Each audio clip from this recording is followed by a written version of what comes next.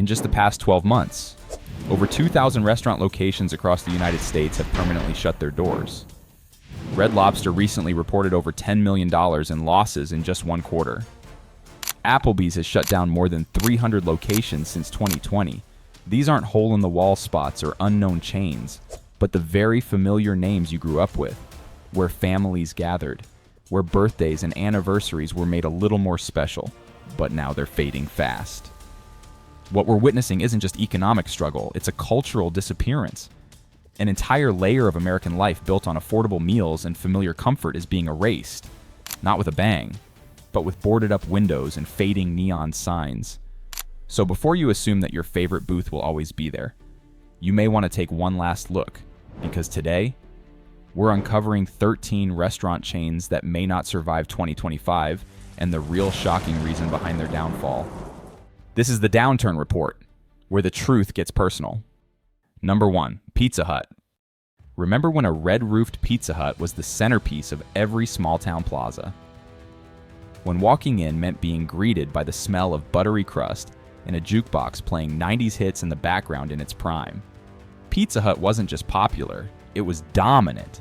By the mid-1990s, it operated over 500 locations across the U.S., more than any other pizza chain, for millions of American families. It was the first place they ate out together.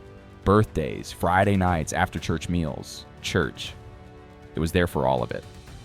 Now, the booths sit empty. In just the last 18 months, over 400 Pizza Hut locations have quietly shut their doors. Many buildings are still standing but boarded up, eerily frozen in time. Faded signs, overgrown lots, the scent of something that used to matter. Domino's, with its tech-driven model, now leads the market. Papa John's has rebranded. Meanwhile, Pizza Hut has stalled. They held on too long to the dine-in model, even as America moved on. Their delivery was slow, their menu outdated, add inflation, which sent the price of cheese, flour, and wages soaring, and suddenly a $5 pizza night became a $12 gamble. Loyal customers started drifting away from quiet frustration. Cold deliveries, soggy crusts, missed memories. And what does that leave behind? A generation of working Americans who used to rely on Pizza Hut not just for food, but for normalcy. For parents on a tight budget, it was the only place they could afford to treat the kids without shame. For night shift workers, it was the only spot open late, where no one asked questions. For retirees living on fixed incomes, it was comfort wrapped in a red booth and thick crust. Now, even that is vanishing. A $7 meal from 10 years ago is now pushing $15. When gas and medicine take priority, who still walks into a Pizza Hut in some towns? The last remaining affordable sit-down restaurant is gone. What replaces it? Nothing. Just silence. And maybe an app promising fast delivery but offering no warmth. A small community loses more than pizza. It loses a gathering place, a soft landing after a hard week, a reason to sit down and talk. So if Pizza Hut disappears entirely, what happens to the idea of shared meals in neighborhoods that have already lost too much if you've ever celebrated a birthday there? Or picked up a pizza after work? Share that memory below, before the red roof fades completely. Number 2, Subway. In the memories of many Americans, Subway was the healthy choice, when ordering a footlong felt like making a responsible decision. Lean turkey, wheat bread, maybe even skip the cheese in the 2000s. It was everywhere. Gas stations, college campuses, suburban plazas. At one point, Subway had over 27,000 locations in the US, more than McDonald's. It wasn't just a sandwich shop. It was the go-to meal for lunch breaks, late nights, and every parent trying to feed kids without hitting the drive-thru. But the empire is crumbling. In 2024 alone, Subway closed hundreds of stores across America. It was their worst year in over a decade. Franchise owners revolted, lawsuits stacked up, and customer trust continued to evaporate. Its sheer size, the very thing that once made Subway massive, is now choking it. Operators across the country complain of relentless corporate pressure-forced renovations, mandatory marketing fees, and lease terms that leave them barely breaking even. It's not just about branding, it's survival. And while headquarters push for a new era, Most stores are stuck serving the same soggy sandwiches with limp lettuce and tired slogans. Because here's the truth. Customers have started to notice that $6 foot long doesn't feel fresh anymore. It tastes processed, inconsistent, and empty. The Eat Fresh motto is more like a running joke. Celebrity ads, digital menus, and new slicers can't fix what's broken at the core: trust and quality. No one wants to feel tricked, especially not the very people who once considered Subway the last affordable option with a side of health. And it's those very people, hourly workers, retirees, single parents, who are being left behind in this collapse. For someone living on $1,000 a month, Subway used to be the rare balance: fast, filling, and not deep fried. But now, that same meal costs nearly $12 for a sandwich with pre-cut veggies and meat that barely resembles the commercials. What's worse is the quiet disappearance in many neighborhoods. Especially in rural towns or older suburbs, the Subway was the only restaurant left, a place to meet, to pause, to eat alone without feeling judged. Now, they walk past empty storefronts. No goodbyes, just lights out. The loss cuts deeper than most admit, because when even Subway disappears, what remains for those who can't afford fast casual or won't sit down in an expensive cafe when the bottom rung of eating out is broken? The fall below feels endless. And maybe you haven't eaten there in years, maybe you never liked it. But ask yourself, if Subway shuts its doors in your town, what opens in its place? Number 3, Applebees. There used to be something comforting about the glow of an Applebee's sign lighting up a strip mall. Not glamorous, not trendy, but familiar. After a long day, it was a place to rest your soul and body, where $20 got you 2 entrees, a shared appetizer, and a seat in a padded booth you didn't have to wipe down yourself. For millions of working-class families, Applebee's was one of the most affordable choices to make their life a bit easier, and it long became an important part for those homes. But that booth is empty now, literally and figuratively. Since 2020, Applebee's has closed more than 300 locations, and many more are disappearing quietly. No announcements, no headlines, just another dark storefront in a shopping center that already feels too quiet. And for the people who once filled those seats, the price hike stings. That old 2 for $1.20 deal now stretches closer to $28 in many locations, and the portions somehow feel smaller. Meanwhile, grocery store dishes still cost less, and you don't need to tip. The problem isn't just inflation. The old friend of ours lost its identity. Applebee's still leans on karaoke nights, drink specials, and frozen apps reheated in the back. But Gen Z doesn't want bar food. Millennials are trying to eat healthier, and older customers, the ones who kept Applebee's alive for decades, are quietly opting out. Not because they want to, but because they feel priced out, aged out, and quietly pushed aside.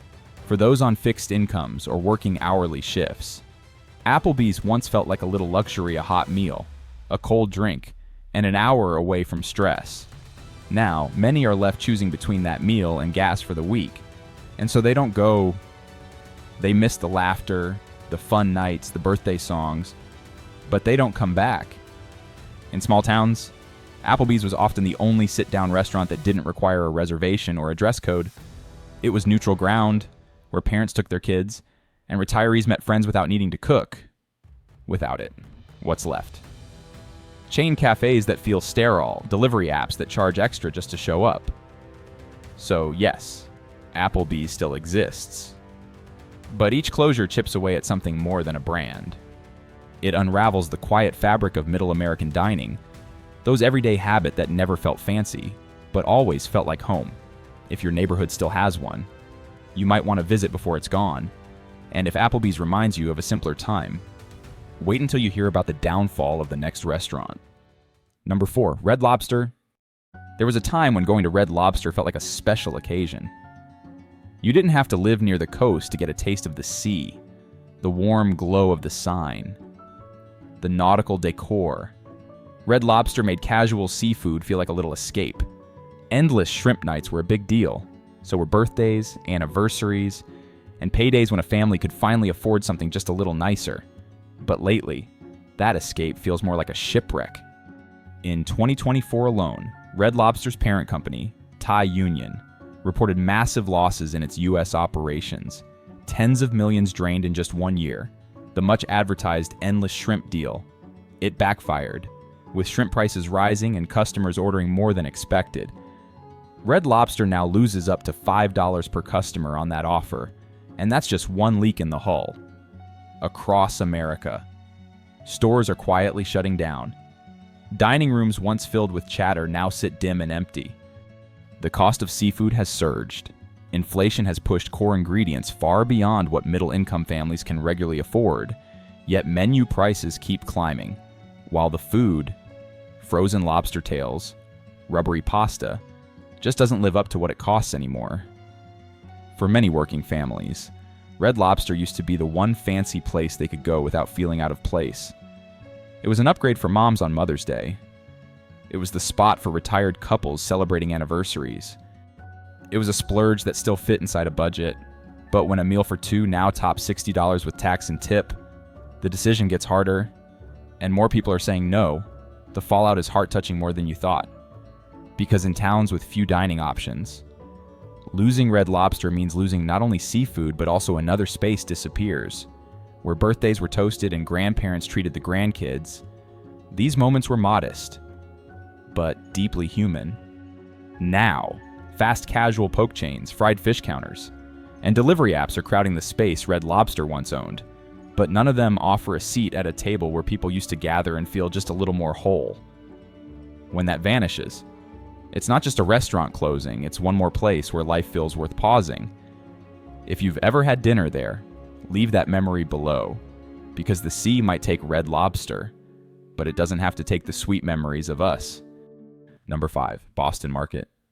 Do you remember the good old days when pulling into a Boston Market felt like a pause button on the chaos of life? Rotisserie chicken spinning behind the glass, the scent of mashed potatoes in the air, and that warm cafeteria line rhythm of choosing your sides. It was simple, hearty, and felt like a home-cooked meal, even when no one had time to cook, especially in the 90s and early 2000s. Boston Market offered comfort without ceremony. It was the Sunday dinner you picked up on a Wednesday night. Now, many people don't even notice when one closes, or worse, when one is still open. In 2024 alone, Boston Market quietly shut down more than 15% of its stores. Some locations now sit hollow, signs faded, windows smudged, drive-through menus frozen in time. What was once a dependable stop for working-class families has become an afterthought, overtaken by grocery store hot bars, fast casual bowls, and app-based delivery that brings something new in 30 minutes or less. The brand is in deeper trouble than most realize. Beyond the fading menu, Boston Market has been hit with a flood of legal issues, unpaid wage lawsuits, accusations of unsafe working conditions, and widespread complaints from former staff. Trust, once their quiet advantage, is now in tatters. And it's not just a business problem, it's a human one. For people who used to work long shifts and stop in for something warm on the way home, there's one less option now. For parents who picked up chicken and sides to stretch a paycheck into a family dinner, that moment of relief is gone. For retirees who didn't want a burger, but also didn't want to cook, the choice has vanished. A meal that once cost $7.99 is now approaching $14 in some places. And that small leap in price means something very real to someone living on $900 a month. What used to be a comfort is now a calculation. Boston Market was never flashy. That was the point. It was the quiet answer for the in-between moments, when you weren't celebrating, but you still needed to feel full and cared for. With every closure, that answer fades. And in its place, just another reminder that the world doesn't stop for those who move slower, earn less, or need warmth more than novelty. Have you passed by a Boston Market lately? Did you notice it, or has it already disappeared from your map and your memory if you ever brought home a tray of food to make the day a little easier? Share that moment below, because maybe someone else remembers it too and needs to know they weren't alone. Number 6, Buffalo Wild Wings. There was a time when Sunday didn't feel complete without a stop at Buffalo Wild Wings. A dozen TVs flashing every game, the scent of spicy wings and cold beer hanging in the air, and tables filled with friends, co-workers, and families cheering between bites. It wasn't just a restaurant, it was a ritual, whether for game day, late night hangouts, or after a long shift. B-dubs offered a place to belong, but that energy is fading, and fast. In recent years, the chain has quietly closed dozens of locations, especially in smaller cities and suburbs. The costs are no longer friendly. 12 wings now average nearly $20 in many markets.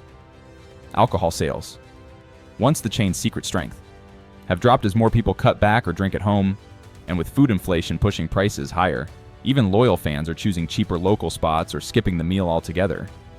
Younger diners, who once packed Buffalo Wild Wings for social buzz, now seek quicker, fresher options. Meanwhile, the menu hasn't evolved. Many locations still serve the same sauces from the early 2000s, with outdated decor and limited dietary choices. The once exciting sports bar now feels stuck in time. For working-class Americans who relied on Buffalo Wild Wings as their escape, a place to unwind without breaking the bank, this slow fade feels like yet another door closing. And if a place is loud, busy, and rooted in community as Buffalo Wild Wings can go quiet, what else might vanish in silence next? Number 7, IHOP. There's something nostalgic about a 3 a.m. breakfast at IHOP. Maybe it was after prom, after a night shift, or just because pancakes at dawn made the world feel kinder. The clink of silverware, the smell of syrup, and the blue booths that never judged the hour. It was more than a meal. It was a shared pause in a restless country. But lately, that warmth feels thin, and the scent of maple is harder to find. IHOP, once a late-night sanctuary and a Sunday morning staple, is quietly shrinking. In 2024 alone, dozens of underperforming locations shut down, some without warning. Egg prices have nearly doubled since 2021. Milk costs are volatile. The result? A simple pancake combo now edges toward $15. For many, that crosses an invisible line when even breakfast feels out of reach. Franchisees are under pressure. Corporate demands for costly renovations, plus declining foot traffic, have left many struggling to stay open. And missteps like the infamous IHOP burger rebrand only confuse customers further, casting doubt on the chain's direction. Meanwhile, the crowd that once filled booth students, retirees, late-night workers is drifting elsewhere, to McDonald's drive-thrus, to Starbucks, or back home, where toast and coffee are cheaper. For working Americans who once saw IHOP as the last affordable sit-down meal, one that welcomed them without dress codes or time limits, its slow disappearance feels unsettling. And if the place that served pancakes at all hours can no longer hold its seat at the table, what happens to the little spaces where everyday people once felt seen? Number 8, Ruby Tuesday? Not long ago, Ruby Tuesday was where families went to feel like they were dining just a little nicer. Leather booths, warm lighting, and a salad bar that felt like an upgrade from fast food. It wasn't fancy, but it didn't need to be. It was the Friday night destination after a long week, the spot for first dates, graduation dinners, or just catching up with an old friend over a burger. But now it's mostly a memory. In the past decade, Ruby Tuesday has closed over 600 locations.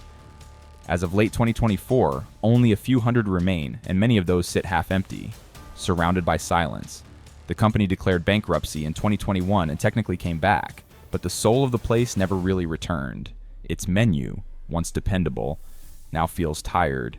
Safe dishes, reheated options, nothing that draws in the crowds anymore. Attempts to modernize fell flat. Meal kits, updated menus, online ordering all met with shrugs. In an era where fast casual brands serve colorful grain bowls and avocado toast in plant-filled spaces, Ruby Tuesday's wood-paneled booths and wilted salad bars feel like ghosts of a different time. For working-class Americans who once saw it as a small celebration, a meal that felt out without being out of reach, the erosion hits hard. Because when even Ruby Tuesday can't compete, what's left for those who can't afford $17 bowls but still want to eat somewhere that feels like a break from routine? And if restaurants like these keep vanishing, how long until Middle America forgets what it even felt like to go out to eat without worry? Number 9, Chuck E. Cheese. For a generation of Americans, Chuck E. Cheese wasn't just a place, it was the place. Ball pits, blinking arcade games, screaming kids with cake-stained fingers, and that strange comfort of cheap pizza under blinking fluorescent lights. It was loud, chaotic, sticky, and unforgettable. It was childhood with tokens. But the chaos today feels different. and the magic is hard to find. Since declaring bankruptcy in 2020, Chuck E. Cheese has struggled to stay afloat. Many locations are visibly worn down, peeling paint, outdated machines, animatronics that once thrilled now seem stuck in time. Today's children, raised on tablets and online games, aren't impressed by sticky skee-ball lanes or robotic rodents singing 1980s jingles, and their parents. They see something different now: concerns about sanitation, broken machines, and a rising price tag for food that hasn't improved. The company's attempts to modernize haven't helped much. A frozen pizza line in grocery stores fell flat. Efforts to rebrand have felt hollow, and as birthday bookings decline, many locations remain eerily quiet on weekends, once their busiest time of the week. For working families who once saw Chuck E. Cheese as a rare indulgence, a place to give their kids joy without flying to Disney, its slow disappearance marks something heavier than a business failure. Because if even the place that gave us our earliest taste of celebration and belonging can't survive, what are kids growing up with now? And what memories will they look back on when their childhoods no longer include places like this? Number 10, Outback Steakhouse. There was a time when dinner at Outback felt like a treat. The dim lighting, the Aussie-themed menus, the sizzling steaks arriving on hot plates, it felt just upscale enough to make a night feel special. The Bloomin' Onion a legend in its own right. For many working families, it was a once-a-month reward. For couples, it was an affordable fancy night out. But the Outback is getting quieter. In late 2024, the parent company announced the closure of 50 locations across the U.S. Citing rising costs and shrinking traffic, beef prices have soared, and Outback's answer, raising menu prices, has only pushed more customers away. A basic steak meal that once cost $14 now creeps toward $25, and even loyal diners are starting to hesitate. Younger customers want speed, customization, freshness. Outback, with its traditional sit-down format and aging decor, feels like a snapshot from a different time. And while corporate has made efforts to go digital, adding apps, delivery, and mobile menus, the changes have come slowly and often too late. For older Americans who once chose Outback over pricier steakhouses, and younger families who saw it as an accessible splurge, the chain's slow unraveling feels like yet another sign that the middle ground in dining is vanishing. And if even places like this familiar, affordable, dependable can't make it anymore, what kind of restaurant future are we heading toward? In the end, these chains aren't just names on signs, they're chapters in our personal histories. They held birthday candles, comforted long work days, and made ordinary nights feel a little more special. But the world they were built for doesn't exist the same way anymore. What used to be reliable is now at risk, and what we once assumed would always be there is quietly slipping away. So maybe it's time to take one last look, not just to say goodbye, but to remember what these places gave us. Because in 2025, the most valuable thing they may leave behind is memory.